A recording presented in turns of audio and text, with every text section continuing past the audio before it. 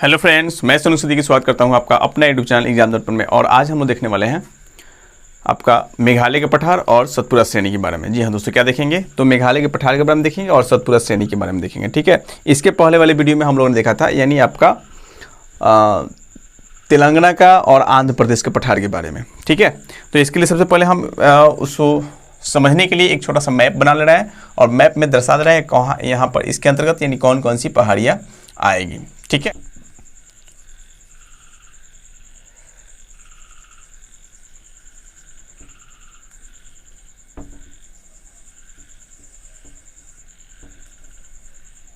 आपको ये हो जाएंगे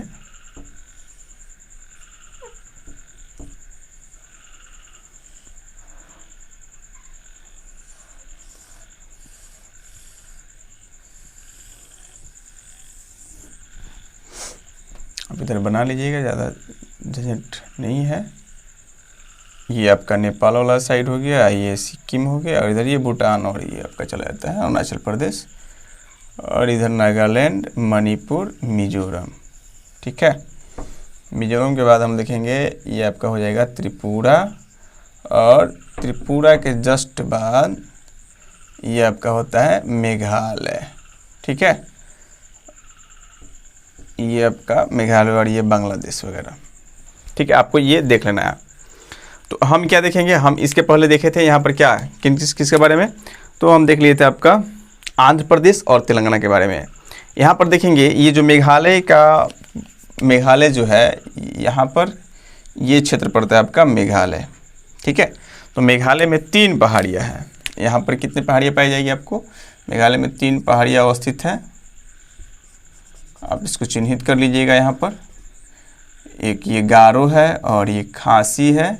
खासी सबसे बड़ी पहाड़ी है यहाँ की, और आप लोग जानते हैं कि खासी पहाड़ी पर ही यानी शिलंग चोटी पाया जाता है। खासी पहाड़ी के पर क्या पाया जाता है, शिलंग चोटी, और इसी के नाम से यहाँ पर शिलंग शहर भी बसाया गया है, ये पता होगा आप लोगों को। तो गारो, खासी और यहाँ पर जयंतिया है। ठीक है, तो सबसे छोटी इसमें आपको दिखाई दे रहा होगा सबसे छोटी पहाड़ी कौन सी है, तो सबसे छोटी पहाड़ी जो है यहाँ पर गारो हो जाएगी। ये सबसे ऊँची पहाड़ी हो जाएगी आपकी खासी और सबसे छोटी हो जाएगी आपका मजली जो है वो आपकी हो जाएगी जयंतिया। क्लियर, और इसके साथ साथ यानी असम में भी आपका 2 पहाड़ी है, मिकिर की पहाड़ी, एक मिकिर की पहाड़ी हो जाएगी और एक आपका रेंगमा की पहाड़ी हो जाएगी। ठीक है, यहाँ पर हम देख लेंगे मिकिर की पहाड़ी और रेंगमा की पहाड़ी, यानी ये भी किसके अंश है, प्रायद्वीपीय पठार का अंश है। पहले एक बार आप मैप को समझ लीजिए। ये आपका मिकिर की पहाड़ी है और यहाँ पर रेंगमा की पहाड़ी है, रेंगमा की पहाड़ी। ठीक है, तीनों का नाम लिख लें। ये आपका क्या होगा जी, ये होगा गारो, क्या होगा, गारो पहाड़ी, और ये होगा आपका खासी पहाड़ी, और ये हो जाएगा जयंतिया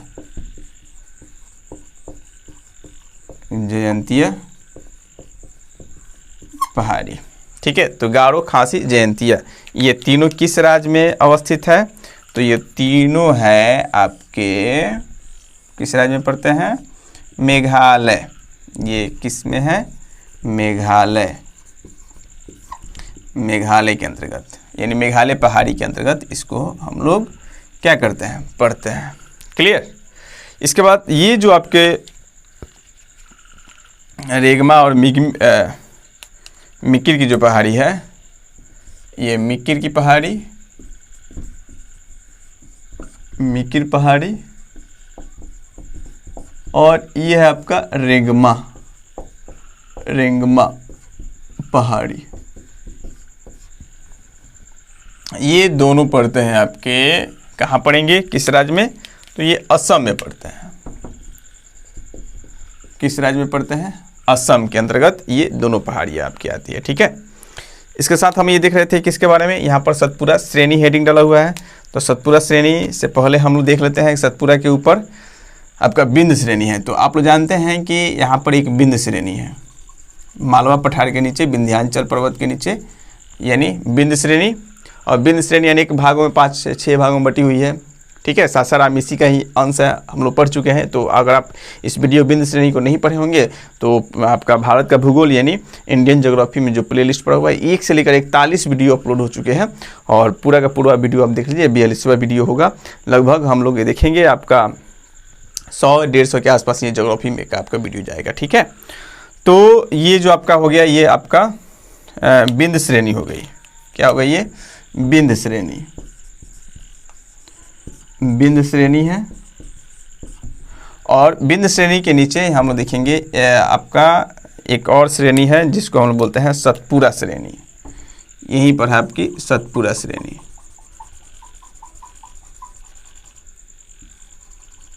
ये सतपुरा श्रेणी आपका चला जाता है कहाँ तक?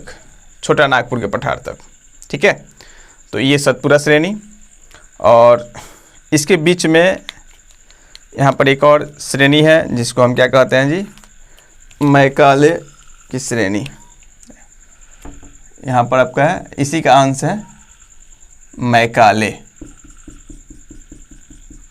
मैकाले पर्वत किसका अंश है? तो मैकाले आपका याद रखना है कि मैकाले जो हम लोग मैकाले पढ़ा चुके हैं, ठीक है।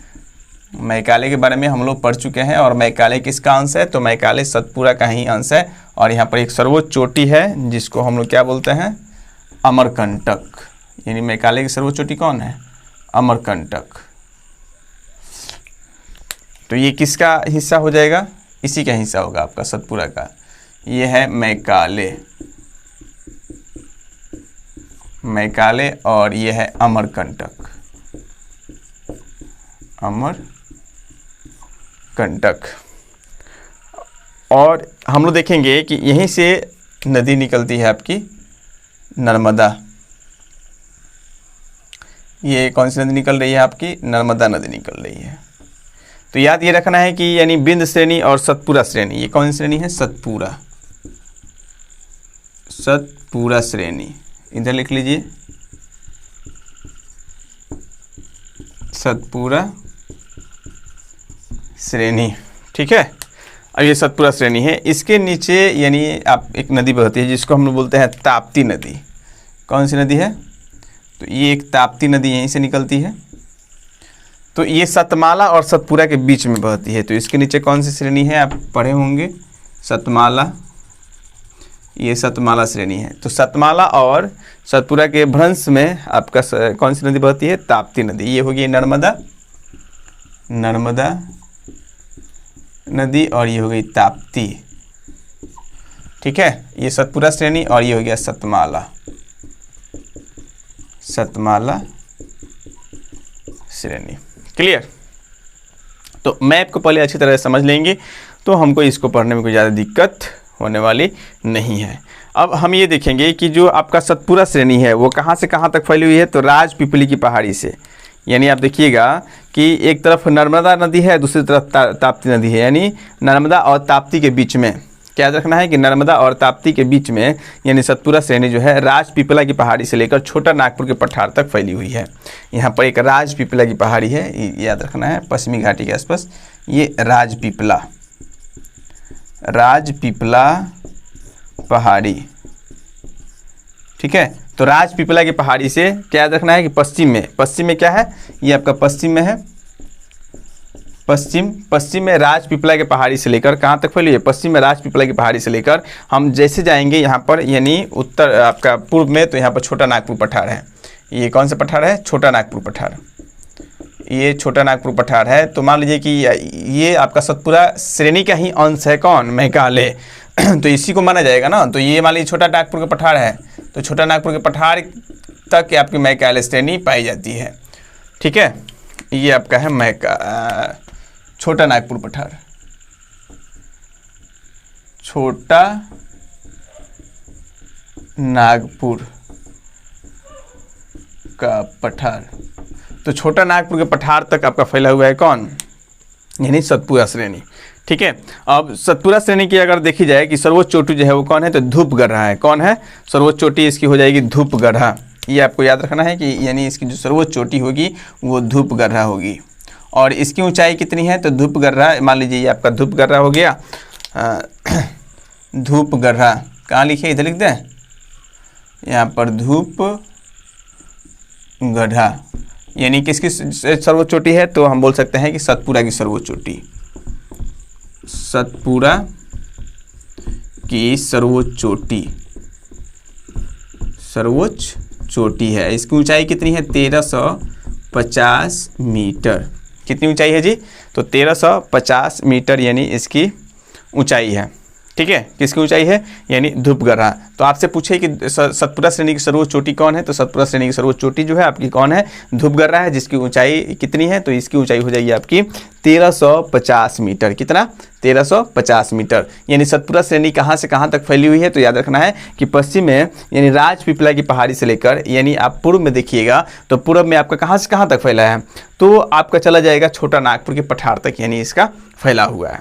ठीक है, यानी जब ये पूर्व में जाता है तो अनेक भागों में क्या होता है, बट जाता है। यानी महादेव की पहाड़ी हो गई या आपके मैकाले की पहाड़ी हो गई। यहाँ पर देखिएगा महादेव पर्वत भी यहाँ पर अवस्थित है, महादेव, तो महादेव हो गया। ठीक है, महादेव, मैकाले, महादेव की पहाड़ी हो गई या मैकाले श्रेणी हो गई। तो सतपुड़ा श्रेणी आगे चलकर यानी महादेव और मैकाले के नाम से जानी जाती है। यानी सतपुड़ा श्रेणी का ही अंश है महादेव की पहाड़ी और मैकाले की पहाड़ी। ठीक है, मैकाले पर्वत श्रेणी और महादेव पर्वत श्रेणी ये दोनों किसके अंश है, तो सतपुड़ा श्रेणी के ही अंश है। इसकी जो सर्वोच्च चोटी होगी वो कौन होगी, तो धूपगढ़ा होगी। और धूपगढ़ा की ऊंचाई कितनी है, तो 1350 मीटर है। ये कहाँ से कहाँ तक फैला हुआ है, तो पश्चिम में राजपीपला की पहाड़ी से लेकर यानी कहाँ तक, पूर्व में छोटा नागपुर के पठार तक क्या है, यानी इसका विस्तार हुआ है। अब देखिए ज़्यादा कुछ इसमें तो आपको याद रखना नहीं है। ठीक है ना, बस इतना आपको याद रहना चाहिए, किससे, यानी सतपुड़ा श्रेणी से। तो चलिए इस पॉइंट को हम लोग क्या करते हैं, यहाँ पर नोट कर दे रहे हैं। क्लियर, आप हेडिंग डालिएगा सतपुड़ा श्रेणी, सतपुड़ा श्रेणी। सतपुड़ा श्रेणी,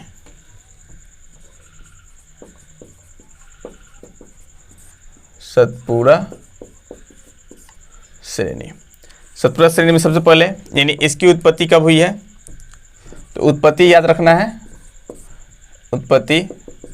तो इसकी उत्पत्ति जो है,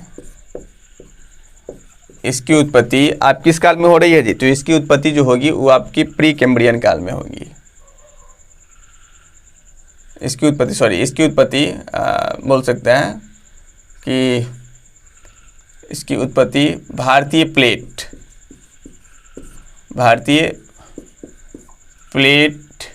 का यूरेशियाई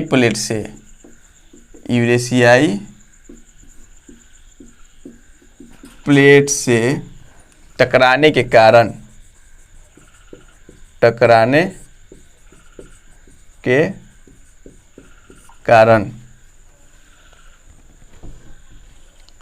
क्या हो गया, एक भ्रंश के रूप में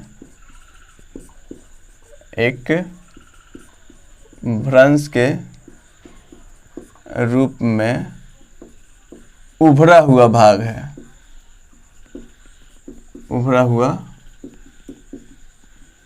भाग है, मतलब कि अब यहाँ से क्या हुआ कि जब ये टूट जाएगा, जैसे मान लीजिए कि ये आपका एक बिस्कुट है, उसको तोड़िएगा तो इस तरह जब दोनों बिस्कुट टूटेगा तो क्या हो जाएगा, नीचे वाले भाग जो है दब जाएंगे, ऊपर वाला भाग क्या उठ जाएगा।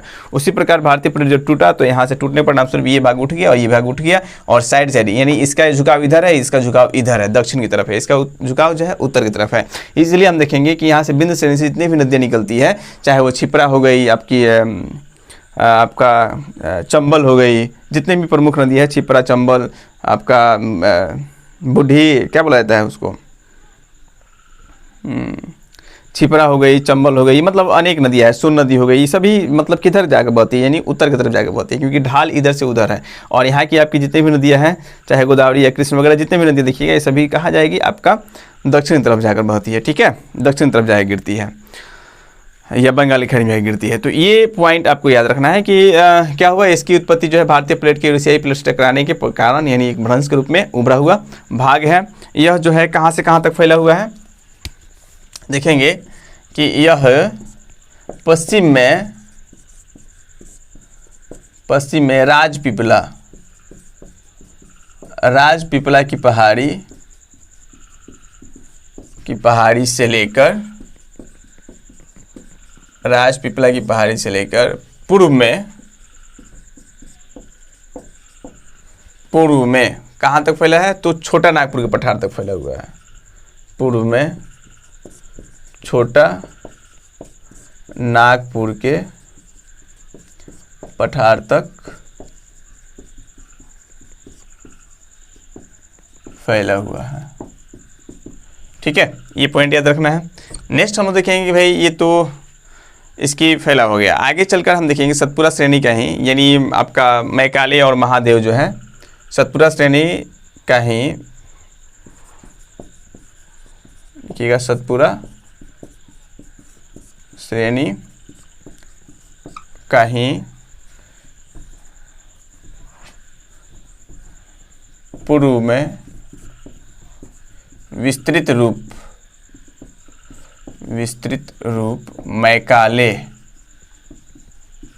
मैकाले एवं महादेव की पहाड़ी है।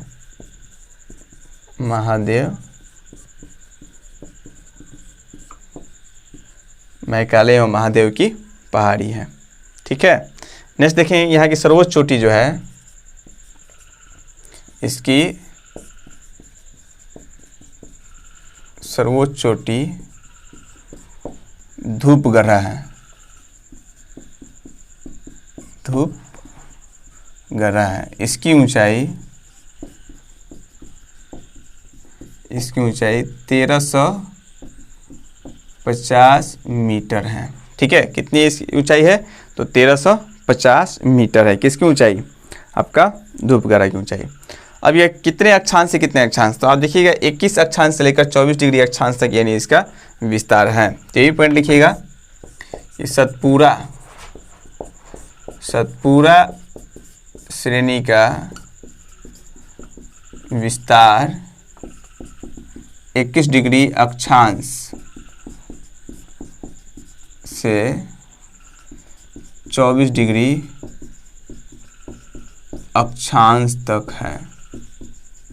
ठीक है, 21 डिग्री अक्षांश से लेकर 24 डिग्री अक्षांश तक यानी क्या हुआ है? इसका विस्तार है।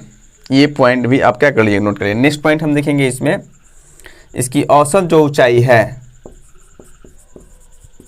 इसकी औसत ऊंचाई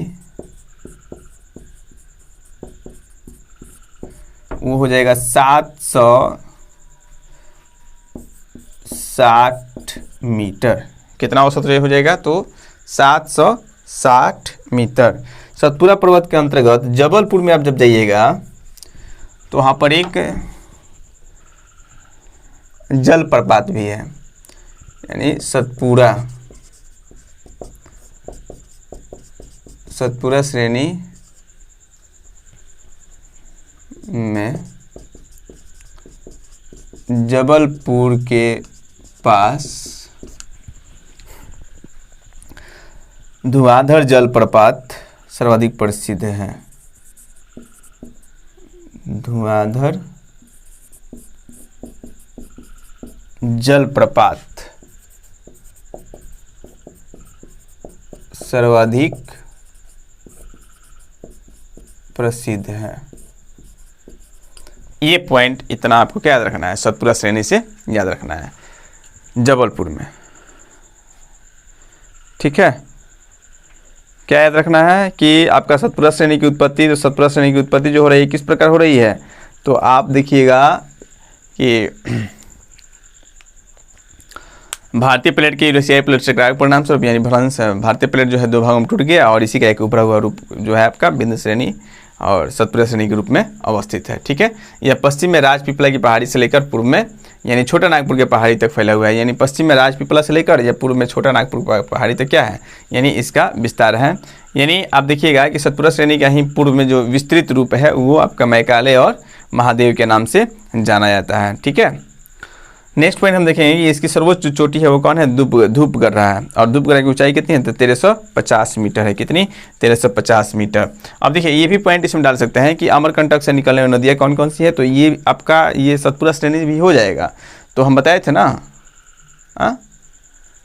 ये सोनू इंद्रावती नाम महान नाम है। सोनू इंद्रावती नाम महान नाम है। सोनू इंद्रावती महान नाम हैं। तो सोनू से सोन नदी, इंद्रावती नदी और महानदी, आपका नर्मदा नदी, ये जो निकलती है कहाँ से निकलती है, आपका अमरकंटक की श्रेणी से निकलती है, अमरकंटक की चोटी से निकलती है। 4 नदियाँ, ठीक है। तो ये भी पॉइंट लिख सकते हैं, लेकिन हम लोग पढ़ चुके हैं, मैकाले श्रेणी पढ़ चुके हैं, तो उसमें हम बता चुके हैं, तो फिर यहाँ पे लिखवाने की आवश्यकता नहीं है। आप जाकर उस वीडियो क्या कर लीजिएगा, देख लीजिएगा।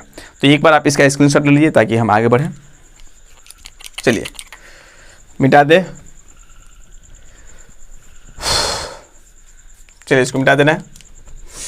सतपुरा श्रेणी के बाद हम लोग देखेंगे किसके बारे में, तो अगला जो भाग होगा वो होगा आपका छोटा नागपुर तो पठार पढ़ लिए हैं, आपका मेघालय की पहाड़ी। मेघालय की पहाड़ी या इसे शिलोंग की पहाड़ी के नाम से भी जाना जाता है, ये भी आपको याद रखना है, ठीक है ना। ये यहाँ तक। तो इसमें हम क्या बता चुके हैं, इसमें हम लोग ये देख चुके हैं कि भाई मेघालय की जो पहाड़ी है, मेघालय की पहाड़ी में यानी अगर बांटा जाए मेघालय की पहाड़ी को तो इसको 5 भागों में हम बांट सकते हैं, ठीक है। वैसे मेघालय में तो 3 ही है, लेकिन इसके अंतर्गत यानी मेघालय के पठार के अंतर्गत आपका मिकिर की पहाड़ी और रेगमा की पहाड़ी भी आ जाता है। तो ये 2 हो गए, और 3 आपके गारो, खासी और जयंतिया की पहाड़ी। तो 3 2 5 इस तरह हो जाते हैं, लेकिन मेघालय के अंतर्गत या शिलोंग के अंतर्गत, शिलोंग की पहाड़ी के अंतर्गत इन सभी पहाड़ियों को सम्मिलित रूप से पड़ता है। क्योंकि हम देखेंगे कि मिकिर की जो पहाड़ी है और रेगमा की जो पहाड़ी है, ये हिमालय की पहाड़ी के अंतर्गत नहीं आती हैं। क्योंकि हम लोग पढ़े थे जब हिमालय के बारे में, हम जब उत्तर के पर्वतीय प्रदेश पढ़ा रहे थे, तो उसमें हम आपको बताए थे कि पूर्वांचल जो पहाड़ी है तो इसमें गारो, खासी, क्या नाम है, आका डफली मेरी अम्मी पटना पुल में हम बताए थे ना। तो आका की पहाड़ी, अबोर की पहाड़ी, मिसमी की पहाड़ी, मिजो हिल्स, मणिपुर की पहाड़ी, ये सब हम लोग पढ़े थे। तो ये सभी हिमालय के अंश थे। यहाँ पर हम लोग पढ़े थे त्रिपुरा की पहाड़ी, तो ये सभी हिमालय के अंश हैं। लेकिन ये आपका असम में जो है मिकिर की पहाड़ी और रेगमा की पहाड़ी, ये हिमालय के अंश नहीं है, ये हिमालय के पहाड़ी के अंतर्गत नहीं आएंगे। ये किसके अंश थे, तो ये प्रद्वीपीय पठार के ही भाग है। आपके मेघालय का जो पठार है वो प्रद्वीपीय पठार का ही भाग है। लेकिन हुआ क्या, यानी हम लोग जानते हैं कि इधर से ब्रह्मपुत्र नदी आती है। यहाँ से कौन सी नदी आती है जी, आपका देखिएगा, ये चीन से सांगपो नदी के नाम से निकलती है ब्रह्मपुत्र नदी, और ये आपका दिहांग के नाम से ये आपका अरुणाचल प्रदेश में प्रवेश करती है, और जैसे असम में आती है तो ब्रह्मपुत्र के नाम से जानी जाती है। तो इधर से ब्रह्मपुत्र नदी आ रही है, और इधर से हम लोग देखेंगे कि गंगा नदी जा रही है। तो ब्रह्मपुत्र और गंगा नदी के जल के वेग ने क्या किया, ये पहले एक समय में प्रद्वीपीय पठार से जुड़ा हुआ था। आपका मेघालय की पहाड़ी और जो प्रद्वीपीय पठार है, ये दोनों एक दूसरे के हिस्सा थे, आपस में जुड़े हुए थे। लेकिन हुआ क्या, जैसे आप यहाँ पर थोड़ा समझिएगा, जैसे मान लीजिए कि ये भाग हो गया आपका अरुणाचल प्रदेश वाला, ये साइड हम कुछ यहाँ पे बना दे रहे हैं आपको समझ में, ताकि बेहतरीन तरीके से आए, ठीक है। मान लीजिए ये हो गया, तो हम लोग ये देखते हैं इधर से, ये आपका ये नेपाल वाला साइड है। चलिए यहाँ पे बना ही दीजिए, मान लीजिए हटाइए। तो यहाँ से हम लोग उत्तर से देखते हैं कि यहाँ से गंगा नदी आती है, गंगा नदी यहाँ से हुगली कट जाता है और एक भाग इधर आ जाता है, ठीक है। यहाँ से सिक्किम से तीस्ता नदी आती है, ये भी आकर इसमें मिलती है, ठीक है ना। और इधर से आपका ब्रह्मपुत्र नदी आती है। तो हुआ क्या कि एक समय में ये जो पहाड़ी थे, ये आपका प्रद्वीपीय जो पठार था, ये प्रद्वीपीय पठार है ना जी, प्रद्वीपीय पठार यानी हम लोग पढ़े थे प्रद्वीपीय पठार।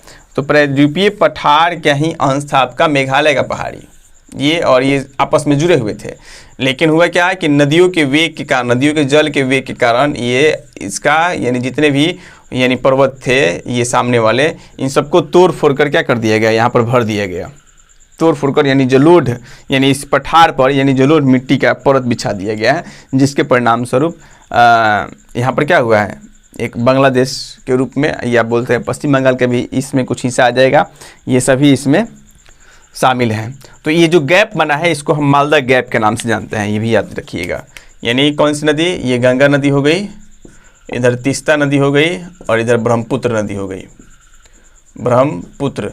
तो प्रमुख रूप से आपको ब्रह्मपुत्र, गंगा और ब्रह्मपुत्र नदियों के जल के निक्षेप के परिणाम स्वरूप क्या हुआ है, यानी यहाँ पर मैदान का निर्माण हुआ है, और पठार को क्या कर दिया गया, पठारों पर लाकर नदियों द्वारा निक्षेप कर दिया गया है, जिसके परिणाम से यहाँ पर समतल भूभाग बन गया है, समतल मैदान बन गया है। अगर उसको मतलब खोद कर निकालिएगा ना, नीचे खुदाई कीजिएगा तो केवल वहाँ पर पठार वो आपके दक्कन के पठार जो है आपके प्रायद्वीपीय पठार वो मिल जाएंगे। जब आप इसको खोदिएगा, इसके ऊपरी परत को हटाइएगा तो जलोढ़ मिट्टी हटेगा तो उसके नीचे आपके पठार अवस्थित हैं। ठीक है, तो यहाँ पर जो गैप बन गया है यानी प्रायद्वीपीय पठार, ये आपका प्रायद्वीपीय पठार है। मान लीजिए प्रायद्वीपीय पठार है, तो प्रायद्वीपीय पठार और ये मेघालय का पठार, मेघालय का पठार, तो ये दोनों आपस में जुड़े हुए थे, लेकिन यानी इन्हीं नदियों द्वारा निक्षेप करने के परिणाम स्वरूप ये गैप बन गया है और यहाँ पर एक मैदान का निर्माण हो गया है और इस गैप को हम क्या कहते हैं? मालदा गैप कहते हैं। क्या किस नाम से जानते हैं? तो मालदा गैप के नाम से जानते हैं। क्लियर? और ये मालदा गैप किन दो पहाड़ियों के बीच में अवस्थित है? तो यहाँ पर आप देखिएगा, यहाँ पर गारो की पहाड़ी और राजमहल की पहाड़ियों के बीच में ये गैप अवस्थित है।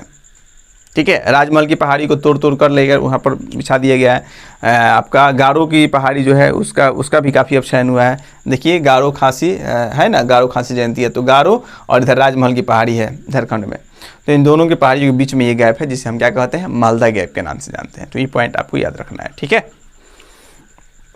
दूसरी बात, यानी मेघालय में जो पहाड़ियाँ हैं यानी गारो, खासी और जयंतिया, तो इसमें सबसे सर्वोच्च चोटी कौन सी है? सबसे ऊंची चोटी जो है आपकी हो जाएगी खासी की पहाड़ी। सबसे ऊंची चोटी कौन है? सुन लीजिए, उसके बाद सभी पॉइंट को हम लिखवा देंगे। सुनिए, ध्यान से याद कर लीजिए, बाकी सबको तो लिखना ही है। ठीक है, आप लोग जानते हैं, मैं जानता हूँ आप लोगों को मतलब कॉपी में तो लिखा ही जाएगा, लेकिन इस प्रयास कीजिए कि क्या कहाँ पर लिख लिया जाए, यहाँ पर दिमाग में इसको लिखा जाए, क्योंकि कॉपी में तो लिखा हुआ है तो उस तरह हम जानते हैं कि आप लिखिएगा, ले जाकर फिर क्या कर दीजिएगा? फेंक दीजिएगा, फिर तो आपको देखना नहीं है। ठीक है, लेकिन वो अगर आप इसको दिमाग में नोट कर रहे हैं तो ये लाइफ टाइम आपके लिए काम करेगा। मानव के रूप में आप इस धरती पर आए हैं तो कुछ कीजिए, कुछ करके दिखाइए। ठीक है, वरना जानवर भी देखिए ना, जानवर भी आते हैं, खाते हैं, सोते हैं, बच्चे पैदा करते हैं, मर जाते हैं, तो वही है हम लोग इंसान है यार। सबके ज़िंदगी का एक मकसद होना चाहिए और उस मकसद के लिए लड़ाई लड़ना चाहिए। ठीक है, हाँ, लेकिन एक बात याद रखिए, खूब मेहनत कीजिए, खूब पढ़ाई कीजिए, एकदम जी जान लगाकर, पूरी ईमानदारी के साथ जो काम कीजिए उसमें आप पूरे 100% आप ईमानदारी पूर्वक यानी पूरे ईमानदारी दिखाइए। किसी के साथ छल कपट नहीं करना है, एकदम ईमानदारी पूर्वक, इंसानियत, सबके अंदर इंसानियत भी होनी चाहिए। तो हम लोग इंसान हैं, इंसान की तरह रहें। पर माता पिता के साथ धोखा देते हैं, माता पिता को धोखा देते हैं, अपने आप को धोखा देते हैं। आप बताइए कि आप अपने आप को धोखा दे रहे हैं या अपने माता पिता को धोखा दे रहे हैं? आप अपने आप को धोखा दे रहे हैं ना, माता पिता को धोखा दे ही रहे। ठीक है, आप बोल देते हैं कि हम क्या करने जा रहे हैं? हम पढ़ने जा रहे हैं। ठीक है, पढ़ने जा रहे हैं, कोई दिक्कत नहीं, पढ़ने आते हैं जाते हैं, ट्यूशन आते हैं जाते हैं, कॉपी पढ़ा हुआ है। मान लीजिए माता पिता आपके उतना पढ़े लिखे शिक्षित नहीं है, तो कैसे जान पाएंगे कि मेरा बेटा क्या पढ़ा है, क्या नहीं पढ़ा है, क्या पढ़ कर आ रहा है, क्या नहीं कर रहा है, क्या कर रहा है, क्या नहीं, कुछ समझ में नहीं आ रहा है। आप जो मांगते हैं टाइम पे, आपको कपड़ा, पैसा, कोचिंग फीस, यानी जो चीज़ मांगते हैं वो हर चीज़ आपके सामने कहने से पहले यानी हाजिर कर दिया जाता है। लेकिन आप उनके लिए क्या करते हैं? कुछ नहीं करते हैं ना, कुछ नहीं करते हैं। यहाँ पर आप देखते हैं फ्री में क्लास दिया जा रहा है ना, पढ़ाई, वहीं पर नाच डांस वगैरह का वीडियो होता तो एकदम पूरे मन से देखते और अंत तक देखते हैं ना, एकदम 100%। मैं बोल रहा हूँ, सत्य बोल रहा हूँ। लेकिन पढ़ाई का वीडियो है यार, आता है, लोग 10 मिनट देखेगा, सब गधा भाग जाता है। 10 मिनट देखता है, 20 मिनट देखता है। अरे भाई, एक बार डिटेल्स में पढ़ लो ना, एक बार अच्छे से पढ़ लीजिएगा, ये दिमाग में फिट हो जाएगा। अगर हम आते हैं डायरेक्ट यहाँ से प्रमुख चोटी कौन है, ऊंचे सब, मैं उसके लिए वो भी वीडियो मैं बनाऊंगा, उसके लिए आप घबराइए मत, वो भी मैं वीडियो बनाने वाला हूँ। मैं देख लिया आप लोगों को, मैं वो वीडियो अपलोड करूँगा, एकदम 1 शॉट वीडियो होगा। एक ही वीडियो में आपका पूरा ज्योग्राफी होगा, एक ही वीडियो में पूरा हिस्ट्री होगा, एंशिएंट होगा, एक ही वीडियो में मिडेबल होगा, एक ही वीडियो में आपका मॉडर्न होगा। एकदम टू द पॉइंट में चलूंगा। बिहार पुलिस बुक रहे हैं ना, मैं बिहार पुलिस के लिए पढ़ा हूँ, लेकिन ये जो है यूपीएससी बीपीएससी के लिए है। और यूपीएससी बीपीएससी मत समझिए, ये सब के लिए काम करेगा। एक बार इसको अच्छा से पढ़ लीजिएगा, फिर कहीं आने जाने की, कहीं पढ़ने की आवश्यकता नहीं पड़ेगी। यार भाई, कितना मैं समझाऊँ, मैं तो मतलब मैंने कोचिंग इंस्टीट्यूट, ऑफलाइन कोचिंग में मैं परेशान हो जाता हूँ यार। इसलिए पढ़ाई करें तो पढ़ाई कीजिए ना, काहे के लिए खिलवाड़ कर रहे हैं मजा के? शॉर्टकट तरीका होता है क्या? पढ़ाई में शॉर्टकट तरीका होता है? बताइए हमको। कोई बात नहीं, आप पढ़िए, ईमानदारी से पढ़िए, जो मैं पढ़ा रहा हूँ वो पढ़िए। ठीक है, तो आप मेरे बात को मानिए या मत मानिए, आपकी मर्जी है, लेकिन मैं जो बोल रहा हूँ एकदम सत्य है। ठीक है, याद रखिएगा।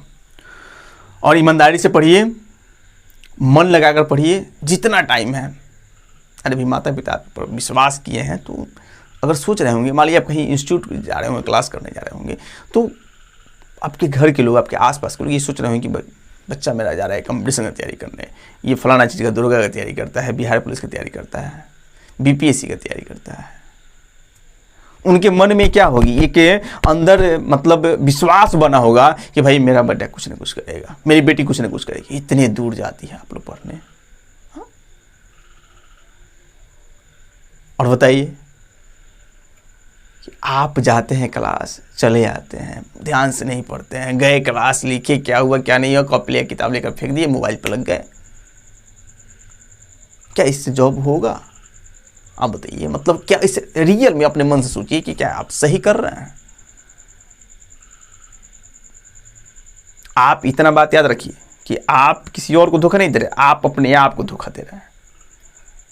ठीक है, अभी आपको कुछ नहीं समझ में आएगा, अभी कुछ नहीं समझ में आ रहा है, बाद में जब आपके शादी विवाह हो जाएगा, आपके जब बेटे भी, मान लीजिए बेटा बेटी तो आपके भी होंगे ना, वो पूछेंगे कि पापा मम्मी आपने हमारे लिए क्या किया।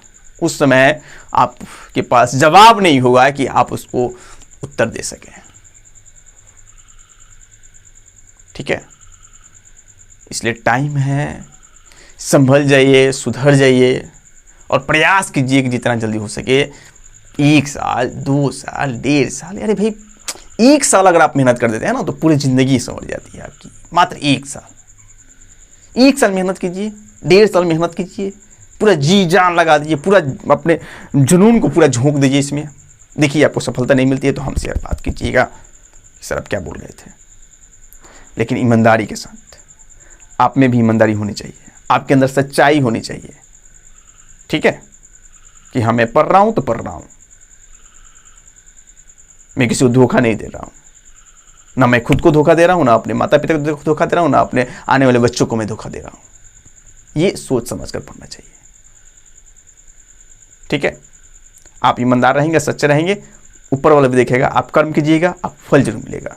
लेकिन गलत करके और सोचिएगा कि मेरा जीवन अच्छा हो जाए, 4 दिन की चांदनी फिर अंधेरी रात। अभी आप खूब खुश रहिएगा, खूब मजा आएगा, इधर उधर घूमिए फिरिए, कोई दिक्कत नहीं, दोस्त यार बहुत सारे लोग मिल जाएंगे, लेकिन उस टाइम कोई नहीं आएगा आपको पूछने के लिए। सभी लोग अपने आप में बिजी हो जाएंगे। उस टाइम आपको याद आएगा कि काश ये टाइम मैं अगर पढ़ाई पे दिया होता। मैं खुद को भी बोल रहा हूँ, मैंने भी गलती की है, मुझसे भी गलती हुई है, मैंने भी कुछ टाइम वेस्ट किए हैं, लेकिन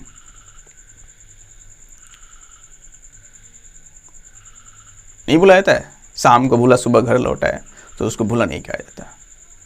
अभी भी टाइम है, संभल जाइए और पूरा दिल से पढ़िए।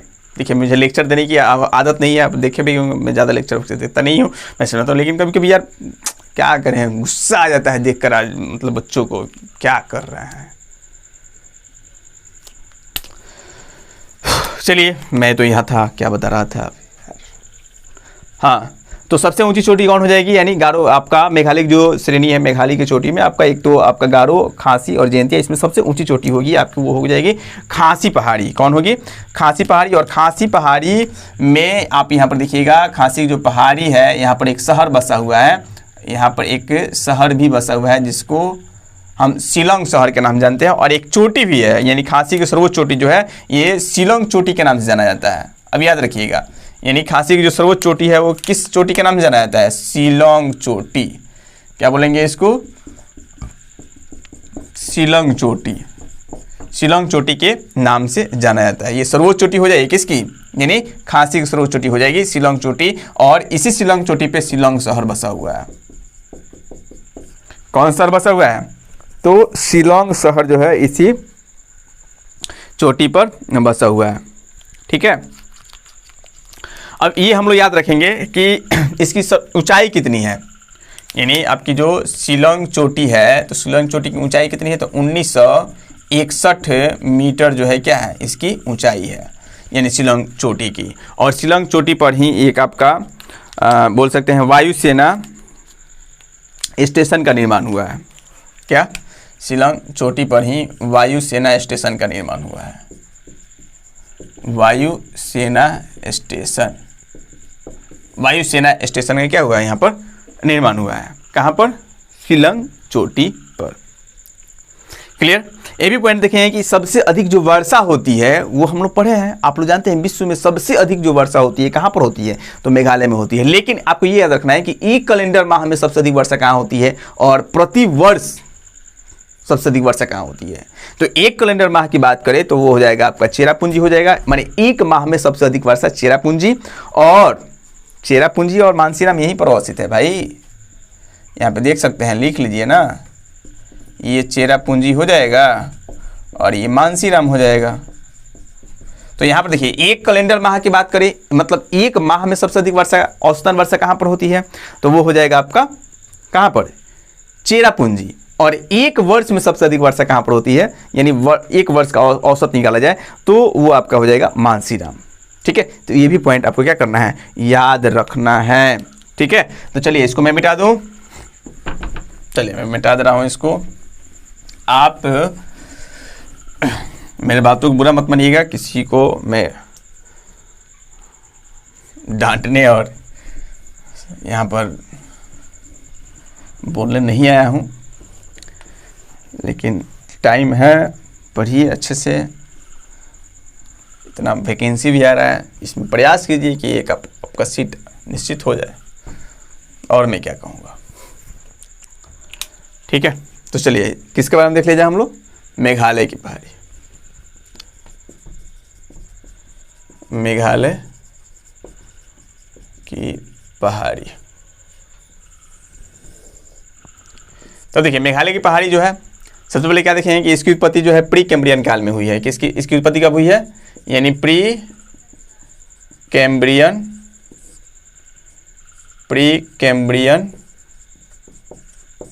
काल में इसकी उत्पत्ति हुई है।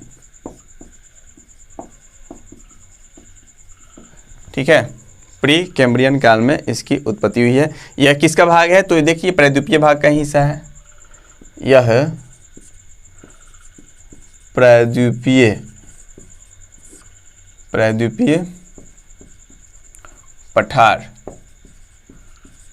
पठार का अंश है, लेकिन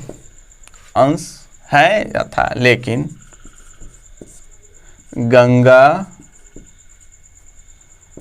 एवं ब्रह्मपुत्र नदियों जल ने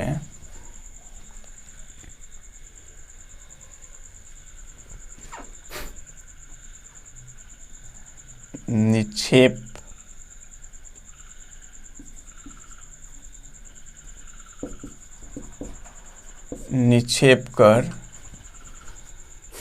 राजमहल एवं गारो पहाड़ी के बीच एक गैप बना दिया है, एक समतल मैदान बना दिया है, बीच एक समतल भूभाग बना दिया है,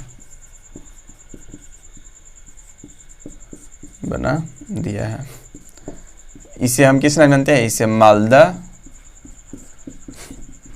गैप कहते हैं। ठीक है, या बोल सकते हैं यहाँ पर क्या कि प्रायद्वीपीय पठार, अब लिख देंगे प्रायद्वीपीय पठार एवं मेघालय की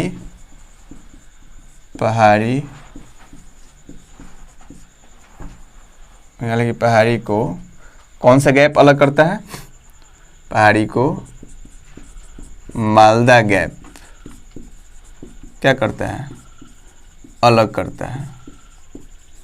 ठीक है, ये पॉइंट आपको याद रखना है। अभी हम बताए थे कि आपका मेघालय का पठार और प्रायद्वीपीय भारत जो है इसको कौन सा गैप अलग कर रहा है, ये मालदा गैप अलग कर रहा है। क्लियर। नेक्स्ट पॉइंट देखेंगे, यहाँ पर यहाँ ग्रेनाइट, नीस एवं शिस्ट प्रकार की चट्टानें पाई जाती हैं। यहाँ ग्रेनाइट, नीस एवं शिष्ट प्रकार की चट्टानें पाई जाती है। ठीक है, ग्रेनाइट, नीस एवं शिष्ट प्रकार की चट्टानें क्या होती है, यहाँ पर पाई जाती है। क्योंकि ये भी मतलब कायंत्रित है, यानी चट्टानों के अपक्षयन एवं अपर्दन से ही ये नीस, शिष्ट एवं ग्रेनाइट प्रकार के चट्टान बनते हैं। नेक्स्ट देखेंगे कि यहाँ की पहाड़ियों कितने भागों में बांट सकते हैं जी, 5 भागों में बांट सकते हैं। यानी मेघालय के पठार को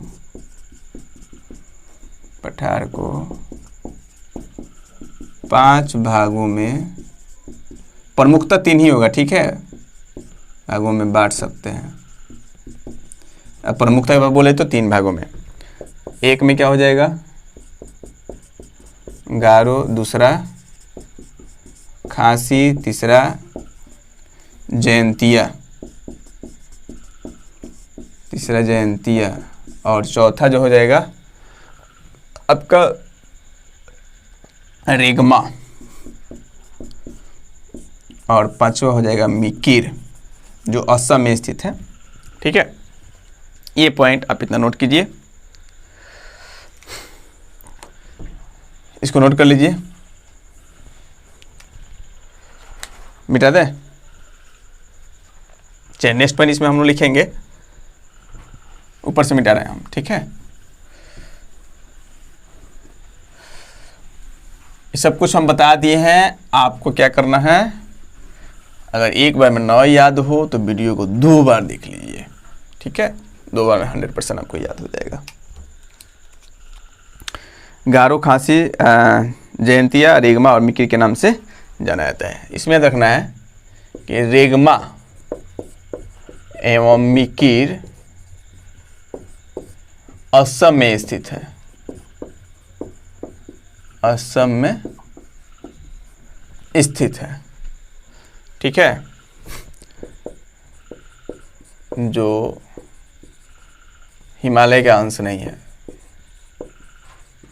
जो हिमालय का अंश नहीं है, ये पॉइंट अब क्या रखना है। ये हिमालय का अंश नहीं है, इसका मतलब किसका अंश हो जाएगा, तो हिमालय का अंश नहीं है, इसका मतलब प्रायद्वीपीय पठार का अंश होगा। क्लियर। हम देखेंगे कि यहाँ की जो सर्वोच्च शिखर होगी वो कौन हो जाएगा,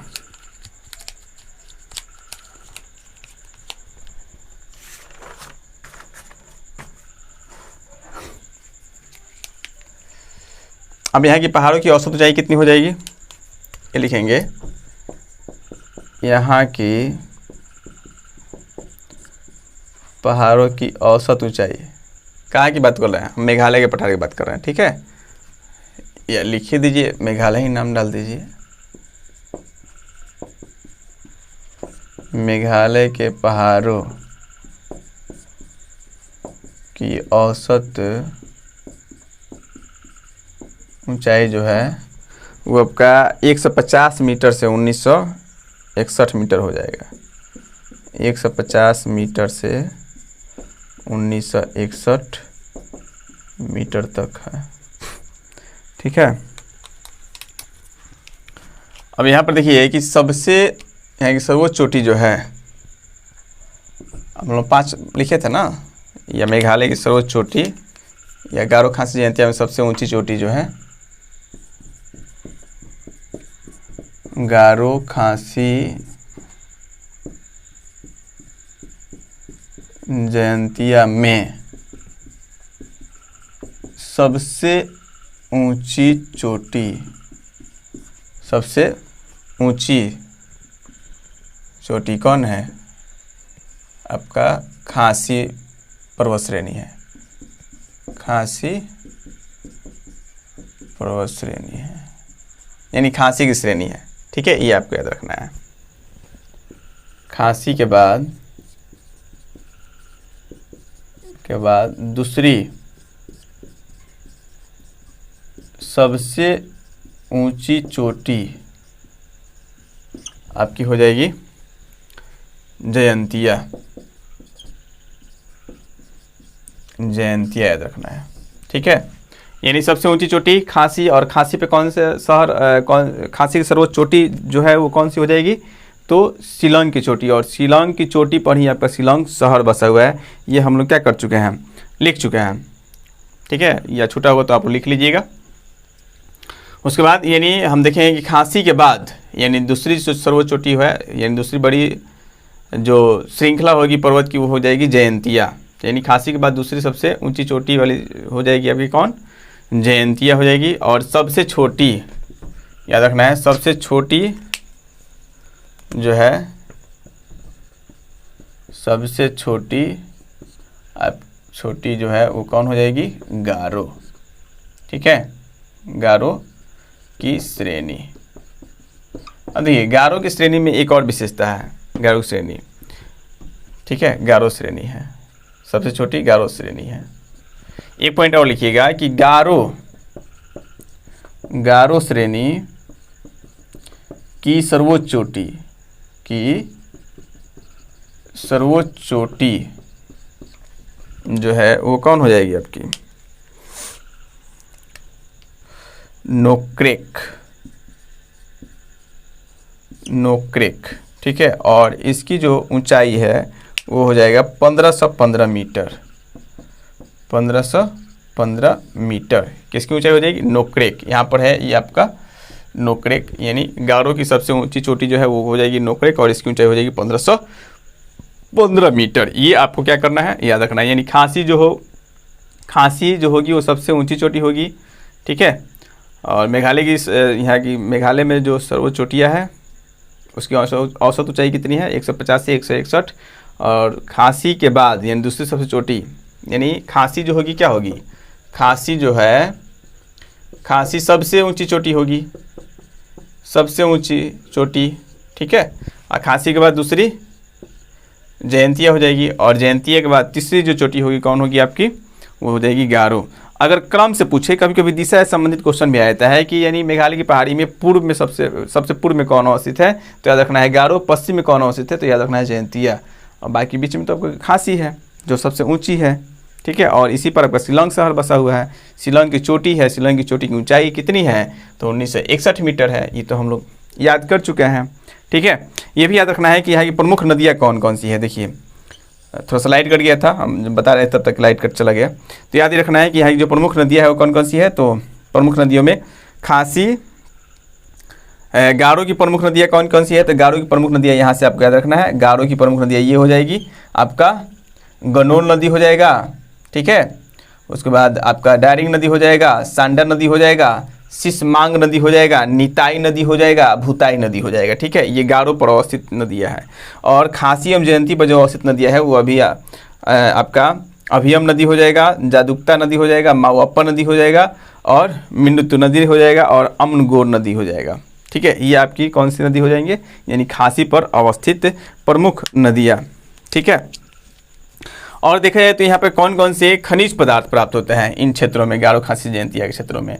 तो यहाँ खनिज में कौन कौन से पदार्थ प्राप्त होते हैं, तो खनिज में आपको याद रखना है कि आपका कोयला, चूना पत्थर, कोयला मिलेगा यहाँ पर, चूना पत्थर मिल जाएगा आपको, ठीक है, चूना पत्थर मिल जाएगा, आपका यूरेनियम मिल जाएगा, यूरेनियम, ठीक है। और क्या मिलेगा, सिल्मेनाइट भी मिल जाएगा, सिल्मेनाइट आदि जो है यहाँ पर यानी धातु पाया जाता है, ठीक है। अगर बारिश की बात की जाए तो मैं उसको समझा दे रहा हूँ। सबसे अधिक बारिश जो है इसी क्षेत्र में होता है, आप लोग जानते हैं ना। सबसे अधिक वर्षा कहाँ पर होती है, तो इन्हीं क्षेत्रों में सबसे अधिक वर्षा होती है। तो अब देखेंगे कि एक तो होता है कि एक कैलेंडर माह में सबसे अधिक वर्षा कहाँ होती है, और एक हो जाएगा एक कैलेंडर वर्ष में सबसे अधिक वर्षा किन क्षेत्रों में होती है। तो इसको आपको क्या करना है, थोड़ा सा याद रखना है कि अगर एक कैलेंडर माह की बात करें, किसकी बात करें, एक कैलेंडर माह की बात करें, तो क्या हो जाएगा, एक कैलेंडर माह की बात करें, तो एक कैलेंडर माह की अगर देखा जाए तो एक माह में सबसे अधिक वर्षा कहाँ पर होती है, तो एक माह में सबसे अधिक वर्षा जो होती है वो हो जाएगा आपका चेरापूंजी। क्या हो जाएगा, चेरापूंजी, ठीक है। एक कैलेंडर माह में सबसे अधिक वर्षा, एक कैलेंडर माह में सर्वाधिक वर्षा वाला स्थान जो है वो कौन हो जाएगा, ये हो जाएगा आपका चेरापूंजी। लेकिन अगर पूछे कि एक कैलेंडर वर्ष में सर्वाधिक वर्षा की बात करें, सर्वाधिक वर्षा, और केवल भारत में नहीं बल्कि विश्व में भी, विश्व में, ठीक है, तो आपको याद रखना है मानसीराम हो जाएगा, मानसीराम। और दोनों देखिए यहाँ पर जयंतिया पहाड़ी के पास ही अवस्थित है आपका, ये चेरापूंजी है और ये मानसीराम है।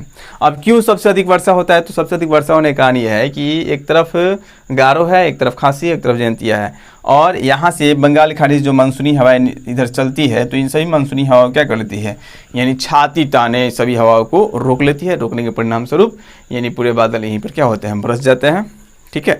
इसी कारण यानी सबसे अधिक वर्षा होती है। लौटता हुआ मानसून भी क्या करता है इधर से, यानी उत्तर पूर्वी मानसून भी आकर यहाँ वर्षा कराता है, और दक्षिण पूर्वी मानसून भी क्या, सॉरी बंगाल के खाड़ी से भी क्या होता है, यहाँ पर वर्षा होता है। तो उम्मीद करता हूँ ये वीडियो आपको समझ में आई होगी, ठीक है। तो आप लोग मेरी बातों को बुरा मत मानिएगा, कभी कभी क्या है कि जी आसपास में जो होता है उसको देखकर थोड़ा सा आदमी मतलब दुख लगता है। आप लोग पढ़िए, अच्छे से मेहनत कीजिए, और पूरी ईमानदारी के साथ, पूरे लगन के साथ आप लोग 1 साल से 1.5 साल अच्छे से टाइम दीजिएगा ना। 1 साल जो नए हैं उनके लिए मैं बात करूँ, 1 साल से 1.5 साल। बाकी जो पुराने हैं, बहुत दिन से लगे हुए हैं, 6 महीना, 3 महीना, 4 महीना, बढ़िया से रगड़िए, एक बार दिखाइए कि हाँ आप में भी है दम, ठीक है। तो बस मुझे आपके अंदर के जुनून को जगाना था, बाकी कुछ है नहीं। इस बार पूरा सेटअप है और कोई दिक्कत नहीं है, सब कुछ एकदम सुव्यवस्थित हो गया है। तो केवल मेरा सेहत ठीक रहेगा तो मैं अपसेट नहीं रहूँगा, ठीक है। रेगुलर क्लास चलेगा आप लोगों का, और मैं प्रयास करूँगा कि बिहार स्पेशल का भी एक वीडियो मैं अपलोड करूँ, जो आपका बीपीएससी एग्ज़ाम देने वाले हैं उनके लिए भी कवर हो जाएगा, और बिहार पुलिस के लिए भी थोड़ा सा बिहार स्पेशल से वो भी पकड़ लेंगे, ठीक है। तो एक बिहार स्पेशल चलेगा, बाकी अब जो आपको ज्योग्राफी के चल रहा है। तो आज ये पठार जो की कहानी ख़त्म हो गई, पठार आपके ख़त्म हो गए। कल से हम लोग तटीय प्रदेश पढ़ेंगे, जिसमें नदी के बारे में पढ़ेंगे, झील के बारे में पढ़ेंगे, और पूर्वी तटीय प्रदेश में बहने वाली नदियाँ, पश्चिमी तटीय प्रदेश में बहने वाली नदियों के बारे में पढ़ लिया जाएगा।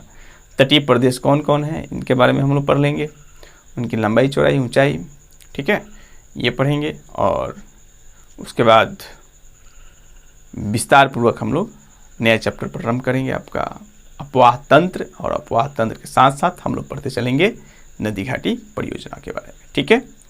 तो फिर मैं बोल रहा हूँ, मेरे बातों को बुरा नहीं मानना है, एक अपना भाई समझकर, एक दोस्त समझकर, छोटा भाई मानिए, बड़ा भाई मानिए, एक दोस्त मानिए, जो भी समझकर जो मेरी सलाह थी वो आपको देना उचित लगता था, मैंने दिया। आप मानिए ना मानिए वो आपकी मर्जी है, ठीक है।